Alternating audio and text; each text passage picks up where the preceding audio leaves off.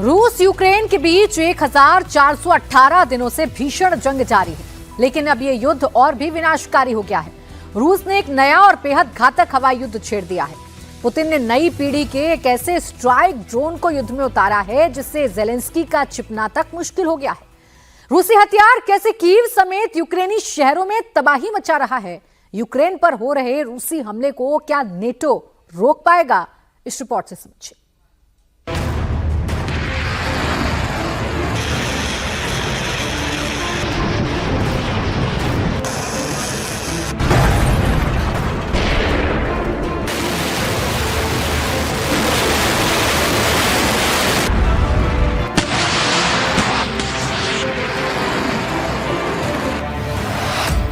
रूस यूक्रेन के बीच विनाशकारी वॉर, यूक्रेन के खिलाफ सबसे घातक प्रहार।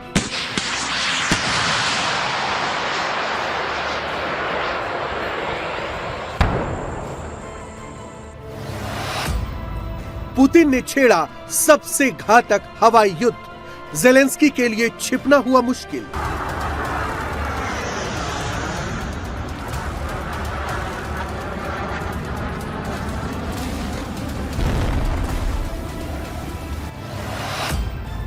जंगी ड्रोन मिसाइलों से एयर स्ट्राइक, कीव समेत पूरे यूक्रेन में भारी तबाही।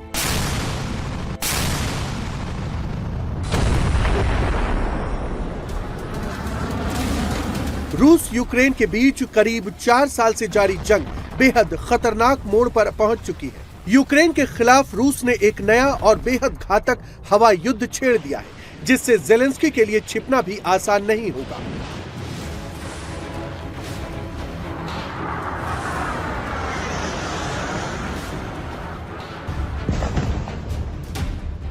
रूसी सेना हमलावर ड्रोन से कीव और आसपास के इलाकों में भारी बमबारी कर रही है, जिससे भारी तबाही हो रही है। भीषण हवाई हमले के बीच पुतिन की सेना ने युद्ध में पहली बार जेट इंजन वाले गेरॉन 5 स्ट्राइक ड्रोन को उतार दिया है, जो बेहद खतरनाक है। गेरॉन 5 ड्रोन रूस का नई पीढ़ी का हमलावर ड्रोन है। इसमें शक्तिशाली जेट इंजन का उपयोग किया गया है, जिसकी थर्स्ट गेरॉन 3 के मुकाबले ज्यादा है। गेरॉन 5 ड्रोन की मारक क्षमता करीब 1000 किलोमीटर तक है और ये 90 किलोग्राम तक का वॉरहेड लेकर उड़ सकता है। रूस इस स्ट्राइक ड्रोन को R-73 एयर टू एयर मिसाइलों से लैस करने जा रहा है, जिससे यूक्रेन के लिए खतरा और बढ़ जाएगा।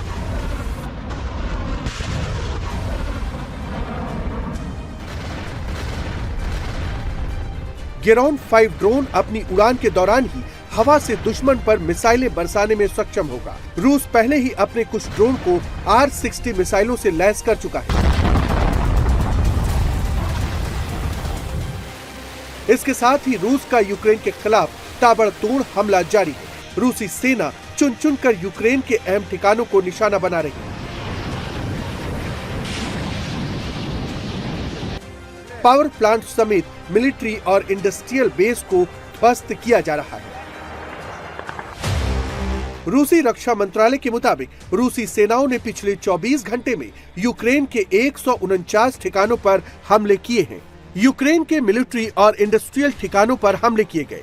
पावर प्लांट्स और ड्रोन प्रोडक्शन सेंटर्स को तबाह किया गया। इसके साथ ही रूसी एयर डिफेंस सिस्टम में 2 यूक्रेनी एरियल गाइडेड बमों को रोका गया, जबकि 130 यूक्रेनी हमलावर ड्रोन्स को मार गिराया। रूस के खिलाफ यूक्रेन भी लगातार हमले कर रहा है। रूसी तेल रिफाइनरी समेत मिलिट्री ठिकानों को नुकसान पहुंचाया जा रहा है। बीती रात यूक्रेन ने कैस्पियन सी में रूसी तेल ड्रिलिंग प्लेटफॉर्मों को निशाना बनाया।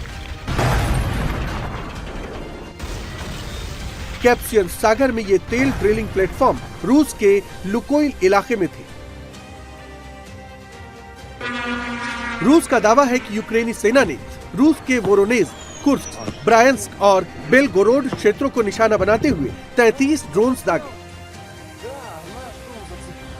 रूस ने वोरोनेज में 100 से ज्यादा रिहायशी बिल्डिंग्स और कई एडमिनिस्ट्रेटिव बिल्डिंग्स को निशाना बनाया।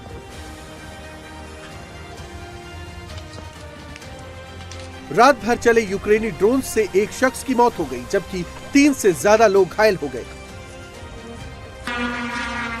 तस्वीरों में देखिए बिल्डिंग्स के ऊपर से ड्रोन उड़ रहा है, तभी एक मल्टी स्टोरी बिल्डिंग में बड़ा धमाका होता है। विस्फोट के बाद बिल्डिंग की छत धू-धू कर जल रही है। इससे बिल्डिंग में भारी तबाही मची।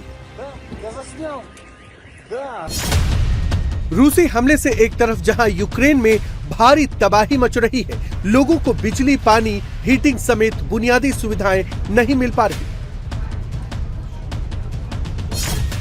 तो दूसरी तरफ राष्ट्रपति जेलेंस्की अमेरिका की ओर टकटकी लगाए बैठे हैं। नाटो समेत यूरोपीय देशों से मदद की आस लगाए हुए हैं, लेकिन पुतिन नाटो को दरकिनार करते हुए अपने अभियान में लगे हैं। यूक्रेन के खिलाफ घातक हमले बढ़ते ही जा रहे हैं।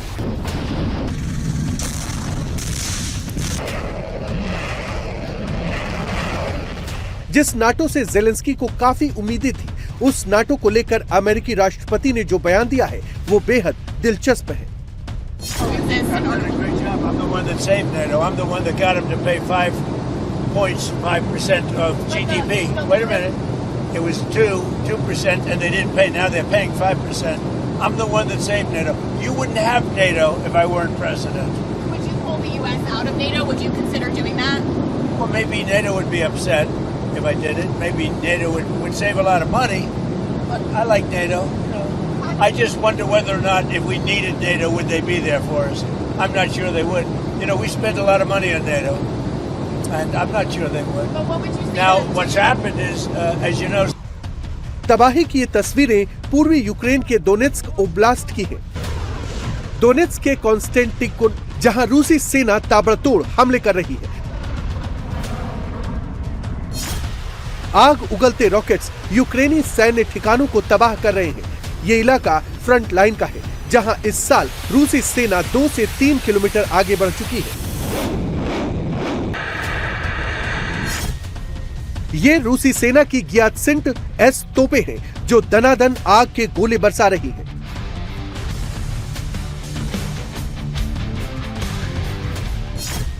दोनेत्स्क के क्रास्त्री लेवन के पास एक बर्फीले जंगल में ये कार्रवाई हो रही है। ऑटोमेटिक तोपों से यूक्रेनी मिलिट्री के ठिकानों को तबाह किया जा रहा है।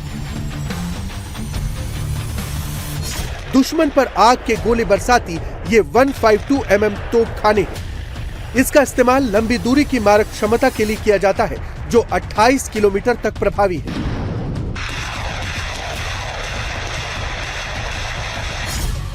ये रूसी गियात्सिन बी हॉवित्जर है, जिससे यूक्रेनी ठिकानों पर सटीक हमले किए जा रहे हैं। ज़ैपोरिज़िया इलाके में यूक्रेनी गोला बारूद डिपो को ध्वस्त किया जा रहा है।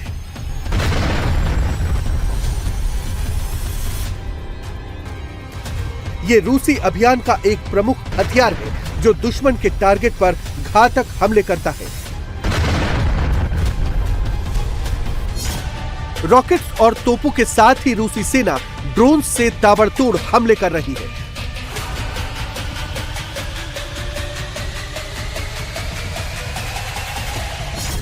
तस्वीरें पूर्वी यूक्रेन की हैं, जहां रूसी सेना खार्किव, खेरसोन, ज़ेपोरिज़्या और डेनिप्रोपेट्रोव्स्क में अपने लक्ष्यों को निशाना बना रही है।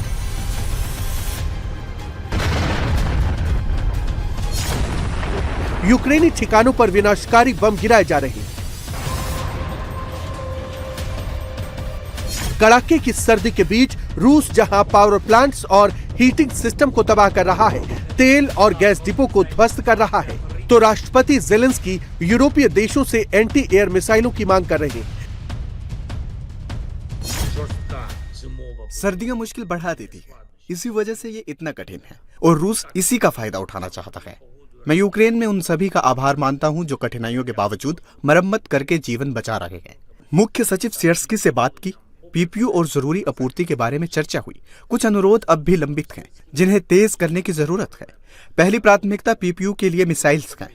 कल एक बैठक होगी जिसमें इस पर चर्चा होगी। हमें यूरोप से भागीदारी की आपूर्ति हमेशा रक्षा प्रणाली के लिए चाहिए।